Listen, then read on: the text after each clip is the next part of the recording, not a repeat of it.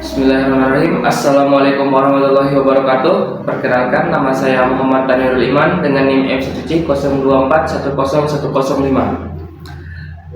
Kali ini saya akan mempresentasikan materi terkait dengan kompresor dan turbin air pada mata kuliah mesin konversi energi. Apa sih tujuan kita untuk presentasi ini? Yang pertama adalah menjelaskan secara mendalam prinsip kerja kompresor dan turbin air. Yang kedua, apa sih komponen-komponen yang terdapat pada kompresor dan turbin air? Mari kita bahas. Kita masuk pada materi pertama, yaitu kompresor. Kompresor adalah mesin fluida yang berfungsi untuk meningkatkan tekanan fluida kompresibel dengan cara memberikan kerja mekanik dari luar. Dalam prosesnya, kompresor tidak hanya meningkatkan tekanan, tetapi juga seringkali meningkatkan suhu fluida tersebut sesuai dengan hukum termodinamika. Selanjutnya, fungsi kompresor. Fungsi kompresor adalah menghasilkan udara atau gas bertekanan tinggi untuk berbagai kebutuhan teknis. Secara spesifik, fungsinya meliputi yang pertama, penyediaan udara tekan atau pneumatik, biasanya untuk menggerakkan alat-alat kontrol seperti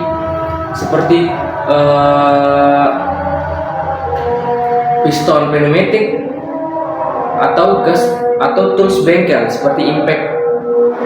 Selanjutnya, sistem pendingin. Pada siklus refrigerasi seperti AC atau kulkas, kompresor berfungsi mensirkulasikan refrigeran dan menaikkan tekanan agar dapat mengembun di kondensor. Yang ketiga, proses pembakaran. Pada mesin turbin gas atau mesin diesel besar, kompresor berfungsi memasok udara dalam jumlah besar ke ruang bakar untuk meningkatkan efisiensi pembakaran.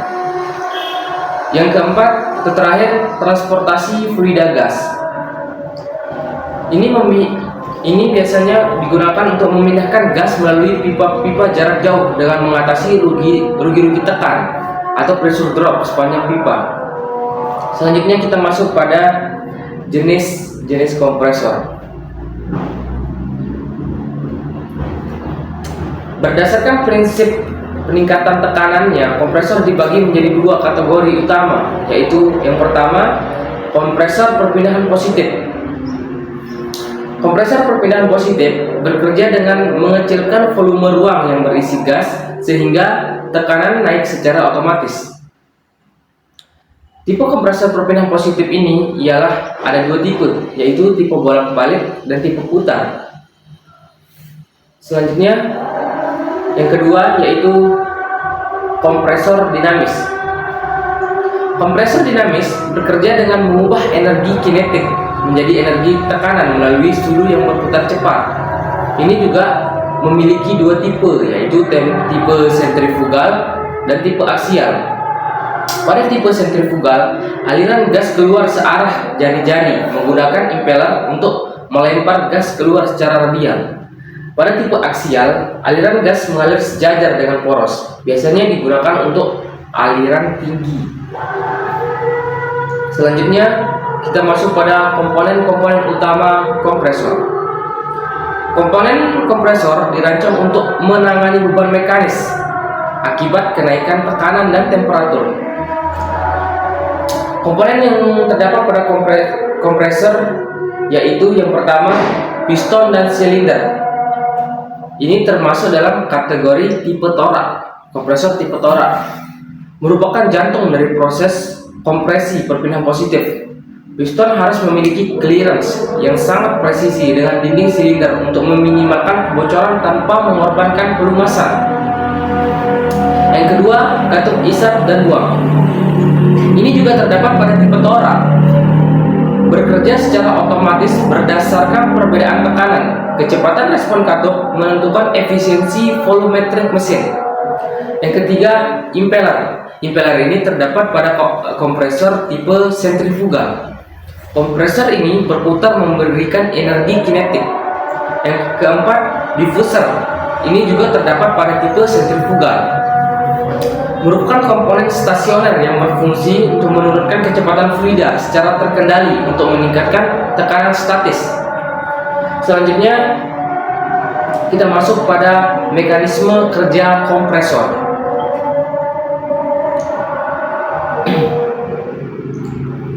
Kompresor torak bekerja dengan prinsip perpindahan positif. Tekanan gas dinaikkan dengan cara memerangkap sejumlah volume udara dan kemudian memperkecil volume ruang tersebut secara mekanis. Mekanisme kerja kompresor torak memiliki 3 tahap kerja, yaitu yang pertama, langkah hisap atau suction. Piston bergerak menjauhi kepala silinder dari titik mati atas ke titik mati bawah. Hal ini menciptakan kondisi kevakuuman parsial di dalam silinder. Karena tekanan di dalam silinder lebih rendah dari tekanan atmosfer, katup hisap terbuka dan udara masuk mengisi silinder. Yang kedua, langkah kompresi atau compression. Piston bergerak kembali menuju kepala silinder pada tahap ini. Kedua, katup hisap dan ruang tertutup rapat. Volume ruang silinder mengecil secara drastis, menyebabkan molekul udara saling merapat dan tekanan meningkat sesuai dengan hukum Boyle-Guènosa. Yang ketiga, langkah buang atau discharge. Ketika tekanan di dalam silinder telah melampaui tekanan di dalam tangki penyimpanan atau pipa keluar, katup buang akan terdorong terbuka. Udara bertekanan tinggi kemudian didorong keluar menuju sistem. Selanjutnya kita akan membahas tentang apa sih keunggulan dan kelemahan mekanis pada kompresor. Lebih spesifiknya pada kompresor torak. Pada kompresor torak, mesin ini sangat handal untuk aplikasi yang membutuhkan tekanan tinggi.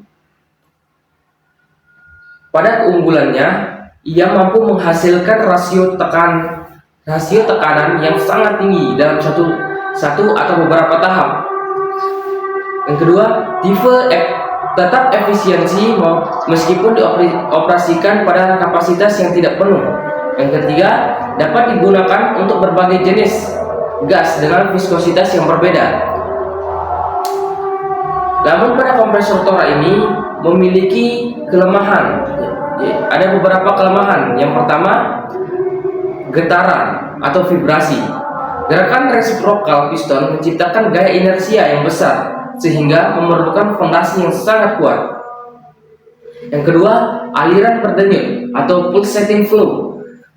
Udara yang dihasilkan tidak kontinu sehingga membutuhkan tangki penerima atau receiver tank untuk menstabilkan tekanan. Yang ketiga, maintenance yang tinggi. Banyak bagian yang bersentuhan secara mekanis seperti piston, ring, katup yang mudah aus dan membutuhkan pelumasan intensif. Selanjutnya, pengaplikasian kompresor. Kompresor digunakan hampir di setiap sektor industri karena udara bertekanan merupakan sumber energi keempat yang paling banyak digunakan setelah listrik, air, dan gas. Yang pertama, pengaplikasian kompresor pada sistem refrigerasi dan AC. Pada sistem ini, kompresor berfungsi untuk memompa refrigeran atau freon dan menaikkan tekanan agar proses pelepasan panas di kondensor dapat berjalan optimal. Ini diterapkan pada kulkas, AC ruangan, hingga cold storage industri. Yang kedua, pada industri otomotif. Ini biasanya digunakan, kompresor biasanya digunakan pada pengecatan. Terus digunakan untuk menggerakkan spray gun agar cat keluar dengan butiran yang halus dan rata. Yang kedua, pada bengkel. Biasanya digunakan untuk menggerakkan alat pneumatik seperti pembuka baut ban atau impact dan pengisi angin ban. Yang ketiga, selanjutnya pada industri manufaktur. Ini kompresor biasanya digunakan untuk menggerakkan lengan robot, mesin pengemas, dan alat cetak yang menggunakan sistem udara tekan untuk presisi dan kecepatan tinggi. Selanjutnya, pada industri migas. Kompresor digunakan dalam proses gas lift atau untuk membantu mengangkat minyak dari dasar bumi ke permukaan dan mentransportasi gas alam melalui pipa-pipa distribusi jarak jauh. Yang terakhir, pada sektor medis, Kompresor biasanya digunakan pada bor gigi dan menyediakan udara bersih bertekanan untuk alat bantu pernapasan. Selanjutnya kita akan masuk pada materi turbin.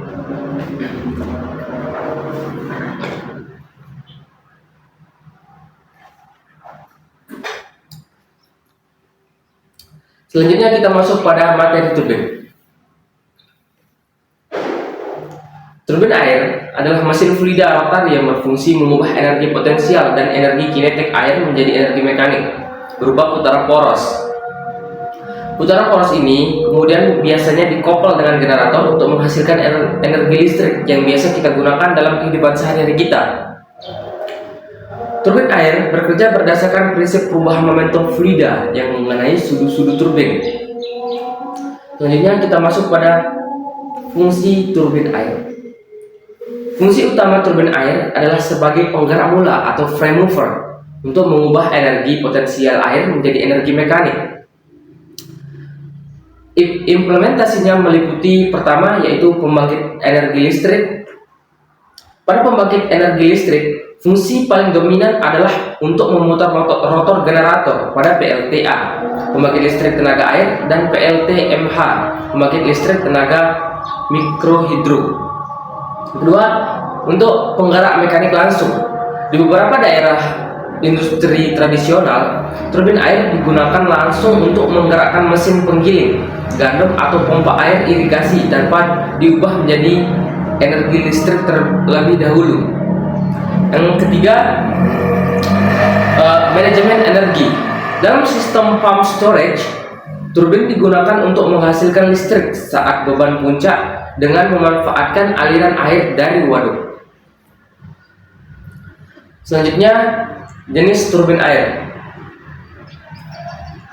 Turbin air diklasifikasikan berdasarkan cara fluida bekerja pada sudu-sudunya.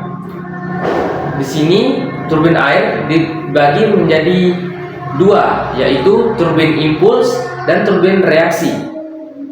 Pada turbin impuls, seluruh energi potensial air diubah menjadi energi kinetik melalui nozzle sebelum mengenai sudut turbin. Tekanan air saat keluar nozzle sama dengan tekanan atmosfer. Turbin impuls ini bisa kita lihat pada turbin Pelton dan turbin turbo. Pada turbin Pelton digunakan untuk high head dengan ketinggian 300 meter ke atas dan debit kecil. Pada turbin turbo, variasi dari Pelton dengan arah aliran yang miring.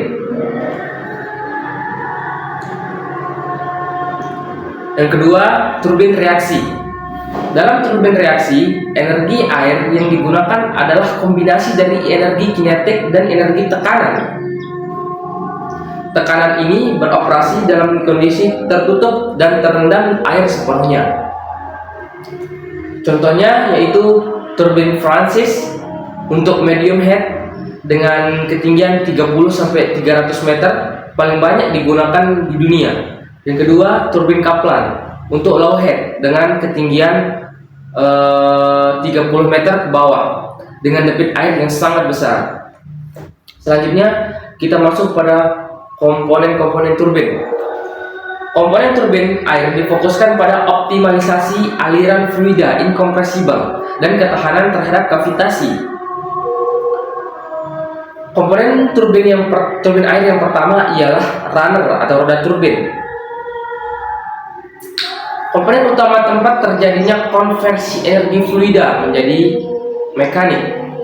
Pada turbin Francis dan desain sudu runner sangat kompleks karena harus menangani aliran air dari arah radial ke aksial. Yang kedua, gate Venus atau sudu pengarah. Ini berfungsi sebagai katup pengatur debit. Analisa mekanis pada sudu ini penting untuk mengatur daya keluaran generator sesuai dengan beban listrik. Yang ketiga, spiral casing atau rumah siput. Spiral casing berfungsi mendistribusikan air secara merata ke sekeliling turbin. Desain penampang yang mengecil bertujuan untuk menjaga kecepatan aliran tetap konstan sebelum masuk ke sudut pengarah. Yang keempat, draft tube atau pipa lepas. Drafter berperan vital pada turbin reaksi. Selain sebagai saluran pembuangan, pipa ini berfungsi sebagai pemanen energi kinetik sisa menjadi tekanan kembali, sehingga meningkatkan net head efektif turbin. Selanjutnya, prinsip kerja turbin air. Mekanisme kerja turbin air didasarkan pada prinsip konversi energi, yaitu mengubah energi potensial dan energi kinetik air menjadi energi mekanik. Secara teknis, proses ini melibatkan beberapa tahap utama, yaitu yang pertama, akumulasi energi potensial. Air yang berada pada ketinggian tertentu, entah itu seperti waduk atau bendungan, memiliki energi potensial. Semakin tinggi perbedaan elevasi antara permukaan air dengan posisi turbin, semakin besar pula energi yang tersedia untuk dikonversi. Yang kedua, konversi menjadi energi kinetik. Air dialirkan melalui pipa pesat atau penstock. Di ujung pipa ini, air diarahkan menuju turbin. Pada turbin impuls seperti Pelton, air melewati nozzle yang mengubah seluruh tekanan menjadi pancaran air berkecepatan sangat tinggi. Namun pada turbin reaksi seperti Francis atau Kaplan, air masuk melalui rumah siput atau scroll case yang menjaga tekanan air tetap merata saat masuk ke sudut-sudut turbin. Yang ketiga, perpindahan momentum pada sudu. Saat air mengenai sudu atau bilah turbin, terjadi perubahan momentum sesuai dengan hukum Newton kedua. Perubahan momentum ini menghasilkan gaya dorong atau torsi pada poros turbin. Jika dalam aksi impuls, sudu dipukul oleh pancaran air berkecepatan tinggi. Jika dalam aksi reaksi, sudu bergerak karena adanya perbedaan tekanan antara sisi depan dan sisi belakang sudu, seperti prinsip lift pada sayap pesawat. Yang keempat, putaran poros dan generator. Gaya yang bekerja pada sudu menyebabkan roda turbin atau radar berputar. Karena roda turbin terhubung dan langsung dengan poros, maka poros tersebut ikut berputar dengan kecepatan sudut. Poros ini dikoppel dengan generator, di mana putaran mekanik diubah menjadi energi listrik melalui induksi elektromagnetik. Selanjutnya, kita akan membahas keunggulan dan kelemahan mekanis pada turbin air. Turbin air dirancang untuk durabilitas tinggi dalam mengubah energi kinetik air menjadi energi listrik. Keunggulan mekanis pada turbin air yang pertama adalah efisiensi yang tinggi. Turbin air modern seperti French atau Kaplan dapat mencapai efisiensi hingga 90%. Durabilitas luar biasa. Dirancang untuk beroperasi selama puluhan tahun dengan perawatan yang minimum. Yang ketiga, ramah lingkungan. Ini tidak menghasilkan emisi gas buang selama konversi energi berlangsung. Namun, pada turbin air juga memiliki kelemahan mekanis. Yang pertama yaitu kavitasi. Tekanan rendah pada sisi keluar sudu dapat menciptakan gelombang uap yang jika pecah akan mengikis material sudu atau pitting. Yang kedua yaitu erosi sedimen. Air yang mengandung pasir atau lumpur dapat mengikis permukaan sudu turbin, terutama pada turbin tipe impuls atau Pelton. Yang ketiga, ketergantungan geografis. Ini memerlukan kondisi alam tertentu agar dapat beroperasi secara mekanis. Yang terakhir, kita akan membahas tentang pengaplikasian turbin air. Turbin air hampir secara eksklusif digunakan untuk menghasilkan energi mekanik yang kemudian diubah menjadi energi listrik. Pemilihannya sangat bergantung pada kondisi sumber air yang tersedia. Yang pertama, pada pembangkit listrik tenaga air atau PLTA. Ini biasanya digunakan dalam skala besar, menggunakan turbin Francis atau Kaplan untuk menghasilkan listrik bagi ribuan rumah dari bendungan besar. Kedua, skala mikrohidro atau PLT-MH menggunakan turbin Pelton atau cross flow untuk menerangi desa-desa terpencil yang memiliki aliran sungai dengan terjunan air yang cukup tinggi. Selanjutnya, sistem pompa terakumulasi atau pump storage.